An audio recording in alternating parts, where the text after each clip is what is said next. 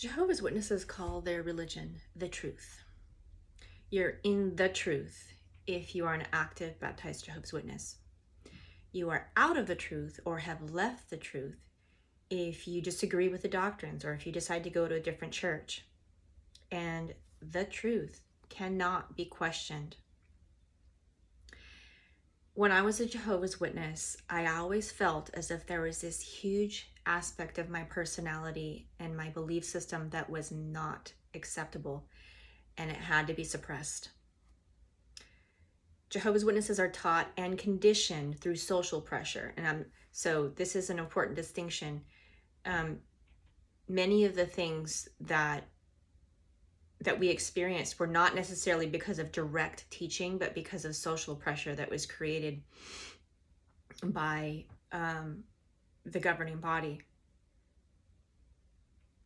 So we were conditioned by this social pressure and the threat of expulsion to monitor our speech.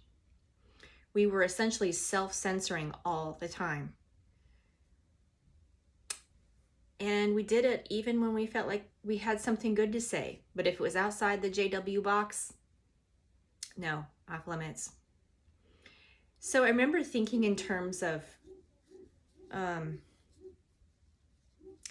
there were green light topics, yellow light topics, and red light topics. Now, the green light topics were things such as praising the governing body or sharing ministry experiences or something from the latest Watchtower article. Also green lighted were neutral things like gardening, sports, or hobbies. That's fine. Then we had the yellow light topics. Healthcare was okay as long as you colored in the lines. But any strong or unconventional opinions were looked down upon.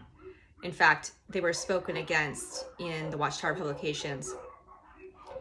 Politics were okay as long as you stuck to conventional sources and you always pretended like you didn't have any opinion. We were supposed to be politically neutral, so we weren't allowed to have an opinion. Then there were the red light topics, which were totally taboo. Openly questioning any of the fundamental doctrines of the Watchtower organization was off limits. We were allowed to privately ask elders to help us, if we had doctrinal concerns, as long as we weren't trying to teach them anything. But to just openly talk about it with friends was very dangerous and could get you labeled as an apostate and possibly disfellowshipped. So as I began to wake up and realize that a lot of the doctrines that I was taught were wrong, my relationships became very strained.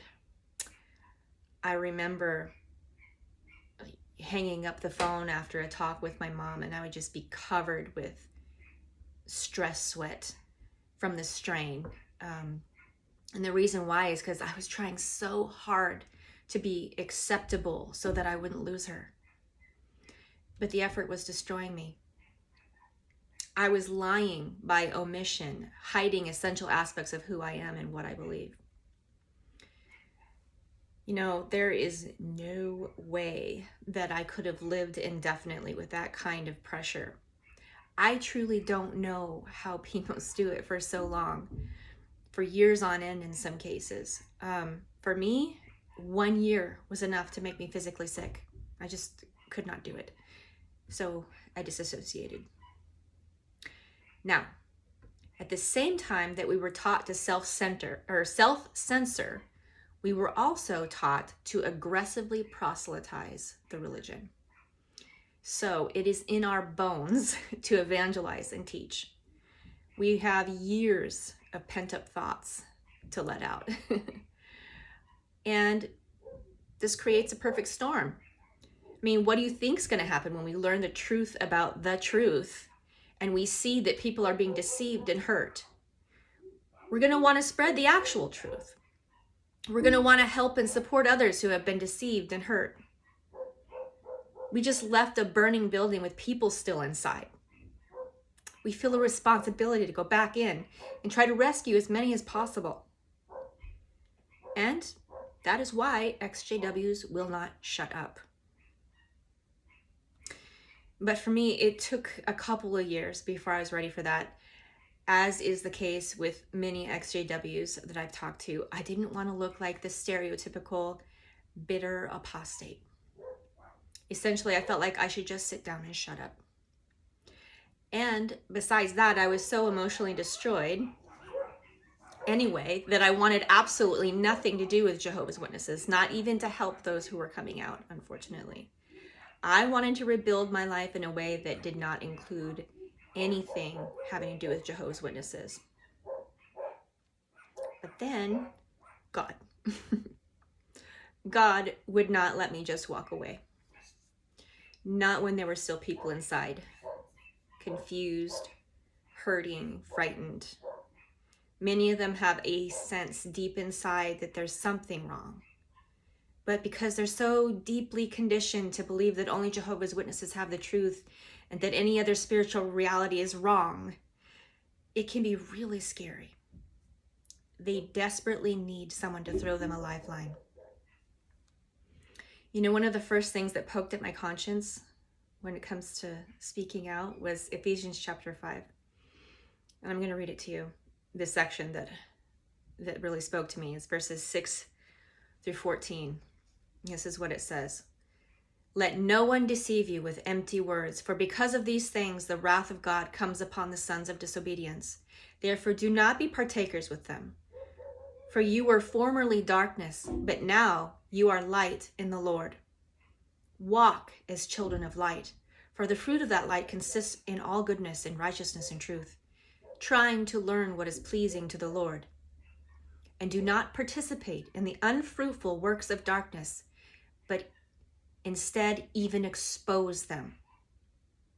That's the part that got me. For it is disgraceful even to speak of the things which are done by them in secret. But all things become visible when they are exposed by the light. For everything that becomes visible is light. For this reason it says, awake, sleeper, and arise from the dead, and Christ will shine on you. So eventually, and with great trepidation, because I don't like to speak publicly, and with what I felt like was God's green light, I started to speak. And there was an outpouring of appreciation. I was kind of shocked. So many voices. Confused, hurting, angry. Some of them already healed and happy. But a lot of people that really were just searching for anything to hang on to. And I realized that every XJW voice matters.